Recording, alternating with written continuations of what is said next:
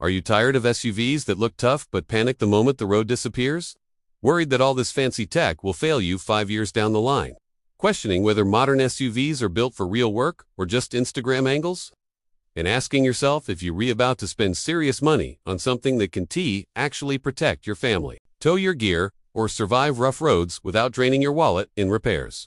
Because that fear is exactly why the 2026 Toyota Fortuner still demands attention in a market flooded with soft-roaders pretending to be serious machines. And the real question is whether this is one of the last SUVs that actually means what it looks like, or just another badge living off past glory. And when you dig deeper, you realize the Fortuner exists for people who don't want clever marketing but proven engineering. Because while most SUVs have quietly shifted to car-based platforms that prioritize comfort and fuel numbers, Toyota stubbornly keeps the Fortuner on a body-on-frame ladder chassis. And that one decision changes everything about long-term durability, towing confidence, off-road control, and how the vehicle ages after years of abuse.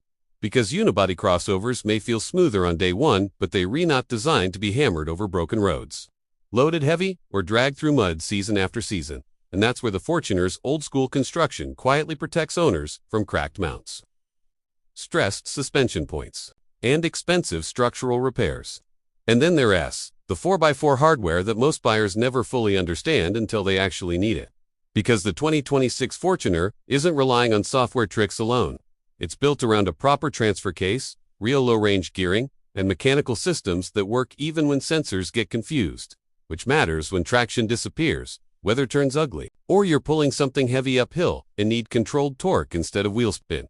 And speaking of torque, Toyota's powertrain philosophy here isn't about chasing headline horsepower numbers but delivering usable low-end strength that doesn't overstress components.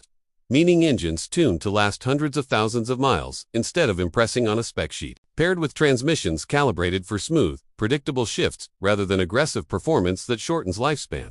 And yes, this means the Fortuner won't win drag races, but it will keep moving confidently when loaded, towing, or crawling where other SUVs hesitate.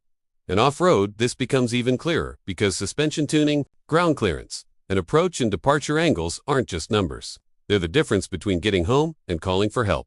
And while most owners won't rock crawl every weekend, knowing your SUV can handle deep ruts, steep inclines, snow-covered trails, and uneven terrain without stressing itself adds a layer of security that no touchscreen can replace. And inside, Toyota takes a similar approach by focusing on durability first, using materials designed to survive years of use rather than impress for the first test drive.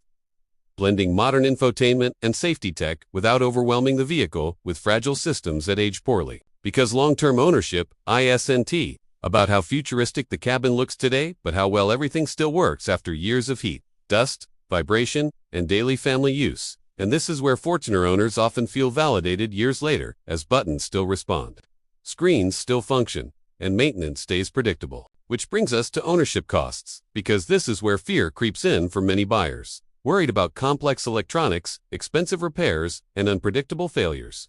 But Toyota's reputation for conservative engineering, wide parts availability, and service familiarity means the Fortuner tends to reward owners who keep it long-term, holding resale value and avoiding the sharp depreciation that hits trend-driven crossovers.